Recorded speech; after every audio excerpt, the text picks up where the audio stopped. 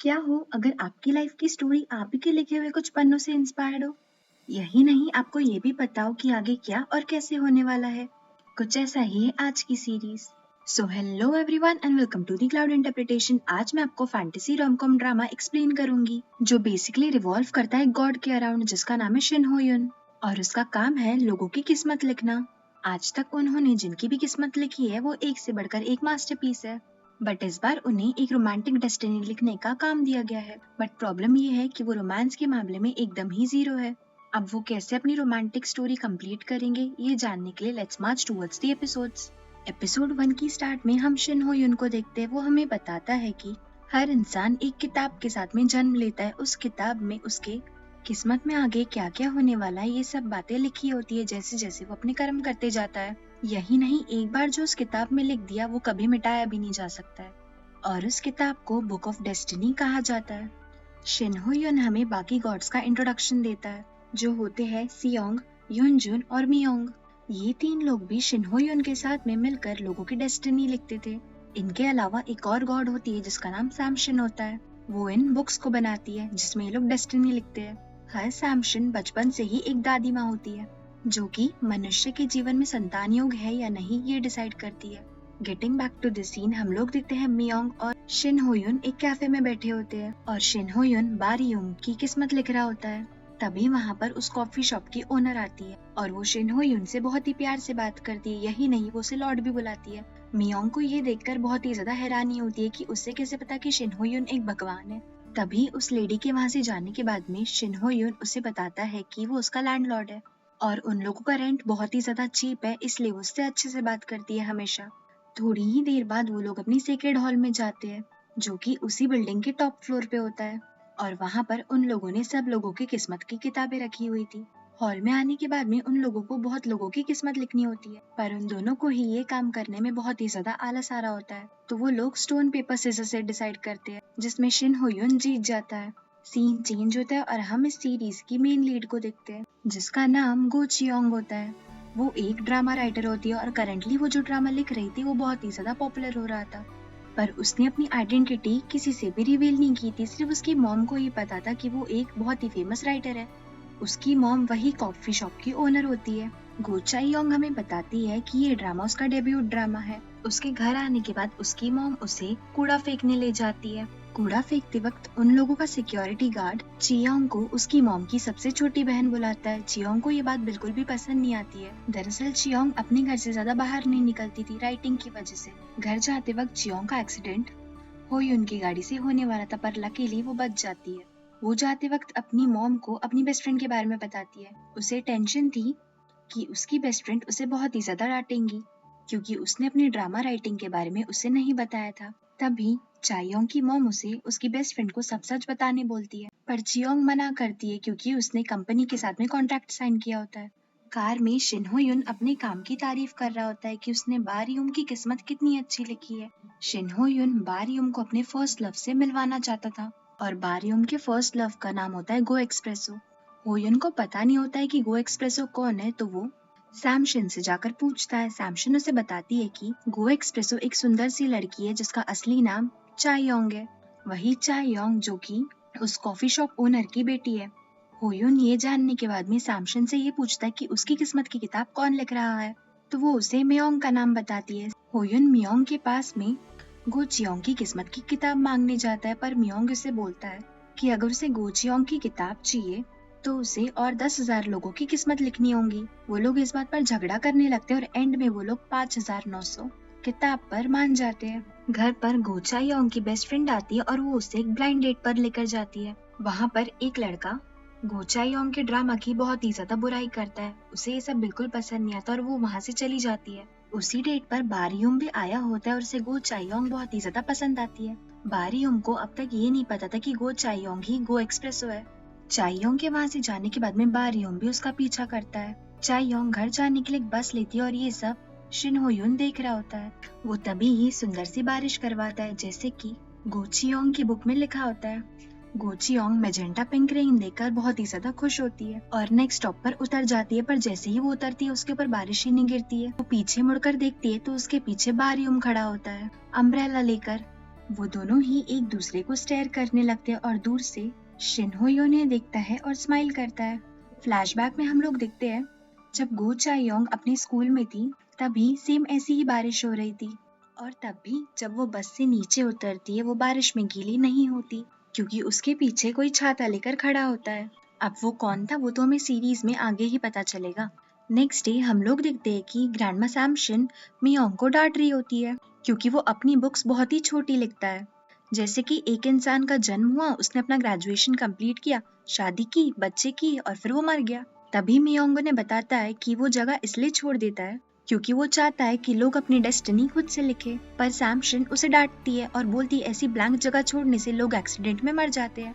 तभी वहाँ पर शिन हो यून आता है और ग्रैंडमा उसकी तारीफ करती है और उसे मियोंग से कंपेयर भी करती है कि उसे शिन हो यून से कुछ सीखना चाहिए क्योंकि उसकी लिखी हुई हर डेस्टिनी एक मास्टरपीस है। और इसी बात पर वो दोनों ही झगड़ा कर लेते हैं और शिन हो यून से पूछते हैं कि उन दोनों में से सही कौन है। पर शिन हो यून अपने ही ख्यालों में खोया हुआ था और वो उनसे कहता है कि इतनी अच्छी रोमांटिक डेट के बाद में कोई एक दूसरे से प्यार कैसे नहीं कर सकता है। वो गो चायोंग और बार यूंग की बात कर रहा होता है क्योंकि उन दोनों ने एक दूसरे से अपने नंबर्स भी शेयर नहीं करे थे।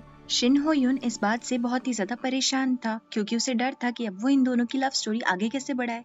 तभी सीन चेंज होता है और हम देखते हैं गो चियोंग अपनी बेस्ट फ्रेंड से बात कर रही होती है कल रात के बारे में। वो उसे बताती है बारियूम उसे घर तक अकेले छोड़ने आया था। यही नहीं, उसकी कही हुई एक एक बात उसे अपनी बुक की याद दिला रही थी जो कि उसने हाई स्कूल में लिखी थी। कल रात जब वो लोग रोड क्रॉस पर खड़े हुए थे उनके ऊपर एक कार कीचड़ उड़ाकर चली जाती है और बारियूम उस कीचड़ से गो चायोंग को बचा लेता है। ये मोमेंट बहुत ही ज्यादा रोमांटिक होता है। उस कीचड़ की वजह से बारियूम के सारे कपड़े गीले हो जाते हैं और वो गो चियोंग को अपनी अम्ब्रेला देकर वहां से चला जाता है। ये सारी चीजें वैसी ही थी जैसे गो चियोंग ने अपनी बुक में लिखी थी जब वो हाई स्कूल में थी। गो चायोंग ये सारी बातें अपनी बेस्ट फ्रेंड को बता रही होती है। वो उसे डांटने लगती है और बोलती है उसने उसे रोक क्यों नहीं लिया। तो गो चायोंग बताती है कि कल रात उन दोनों के साथ में इतनी सारी रोमांटिक चीजें पर गो चायोंग को उनमें से एक भी चीज के लिए कुछ भी फील नहीं हुआ। ये सुनकर उसकी फ्रेंड थोड़ी डिसपॉइंट होती है और उसे बोलती है कि उसे बारियूम से एक और बार मिलना चाहिए ताकि वो अपनी थिंकिंग शायद थोड़ी चेंज कर सके। इतना बोलकर वो वहाँ से चली जाती है। थोड़ी ही देर बाद गो चायोंग एक बुक स्टोर जाती है। वहाँ पर वो खुद के लिखे हुए ड्रामा की ही बुक खरीदने वाली होती है पर तभी शिन हो यून उस बुक को पकड़ लेता है। चायोंग उस बुक को तो उससे ले लेती है और शिन हो यून को बोलती है अगर उसे ये बुक चाहिए तो वो उसे ऑनलाइन भी पढ़ सकता है। पर शिन हो यून उसे बोलता है कि उसे बुक में नहीं बुक की राइटर में इंटरेस्ट है। तो गो चायोंग उसे पूछती है ऐसी क्या बात है उस राइटर में। तो शिन हो यून उसे बताता है कि उसे राइटर से पूछना है कि उसे किस टाइप के लड़के पसंद है। इतना बोलकर वो वहाँ से चला जाता है। गो चियोंग ये सुनकर बहुत ही ज्यादा हैरान होती है कि शिन हो यून उससे ऐसे सवाल क्यों पूछ रहा है और बाहर जाकर उसे ढूंढने लगती है। तभी शिन हो यून अपनी कार में आता है और वो गो चियोंग को लिफ्ट देता है। कार में गो चायोंग शिन हो यून से पूछती कि उसे कैसे पता कि वो कॉफी शॉप ओनर की बेटी है। तो वो उसे बताता है कि वो अपनी मम्मी से बहुत ही ज्यादा सिमिलर दिखती है। यही नहीं, शिन हो यून उसे ये भी बताता है कि उसे पता है कि उसकी मॉम उसे शिन हो यून के साथ में सेटअप करना चाहती है। तभी गो चियोंग बोलती है कि ये सब इसके लिए कि तुम एक बहुत ही अच्छे इंसान हो और दयालु भी हो। तभी शिन हो यून उसकी बातों को कट करता है और बोलता है तुम्हारी मॉम ने तुमसे झूठ बोला है, वो मुझे सिर्फ इसलिए लाइक करती है क्योंकि मैं बहुत ही ज्यादा रिच हूँ।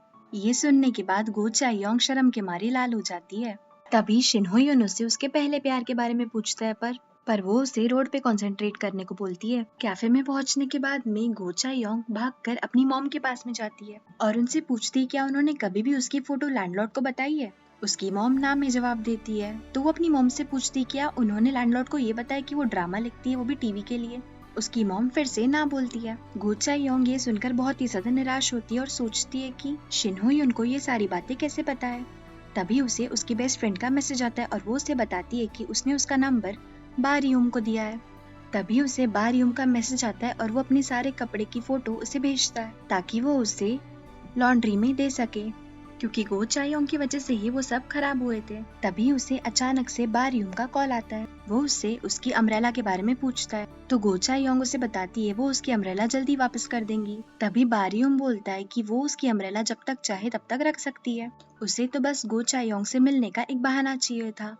तभी गो चायोंग को याद आता है कि उसने अपनी बुक में भी सेम ऐसा ही कुछ लिखा था। यही नहीं, हीरो हीरोइन को बस स्टॉप पर मिलने बुलाता है। तभी उसका सपना टूटता है और बारियुम भी उसे बस स्टॉप पर मिलने बुलाता है। ये सुनकर गो चायोंग के हाथ से फोन गिर जाता है और वो शॉक हो जाती है कि उसकी लाइफ में और बुक में इतनी सिमिलैरिटीज कैसे हो सकती है। तभी वो उसकी मॉम से पूछती है कि उसकी लिखी हुई बुक कहाँ पर है। तो उसकी मॉम उसे बताती है कुछ दिन पहले वो और लैंडलॉर्ड लिफ्ट में मिले थे और उसे लैंडलॉर्ड बहुत ही ज्यादा दुखी लग रहा था क्योंकि उसे कोई रोमांटिक मूवी या नॉवेल पढ़नी थी। तो लैंडलॉर्ड को खुश करने के लिए मॉम ने चायोंग की लिखी हुई फर्स्ट नॉवेल उसे दे दी।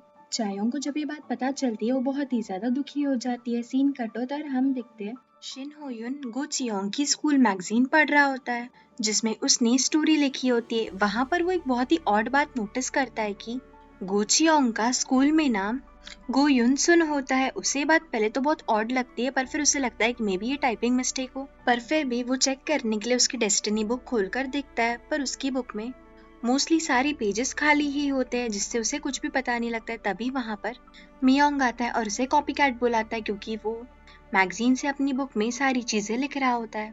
तभी शिन हो युन उसे बोलता है वो कॉपी तो कर रहा है पर वो इसमें अपने एलिमेंट्स भी ऐड करेगा और वो अपनी ही स्टाइल में बुक में लिखता है कि वो दोनों माउंटेन पर मिलेंगे और फिर बाद में उन्हें प्यार हो जाएगा। सीन कट होता है और हम देखते हैं गो चियोंग बारियुम का माउंटेन पर इंतजार कर रही होती है। तभी वहाँ पर जोर से बारिश आने लगती है। तभी वहाँ पर बारियुम आ जाता है। वो अपने कोट से गो चायोंग को कवर कर देता है और वो लोग भागने लगते हैं शेल्टर की तरफ। शेल्टर में पहुंचकर बारियुम गो चायोंग को किस कर देता है और इसी के साथ एपिसोड खत्म होता है। Thank you so much everyone for watching this video till the end. I hope आपको ये वीडियो पसंद आई हो।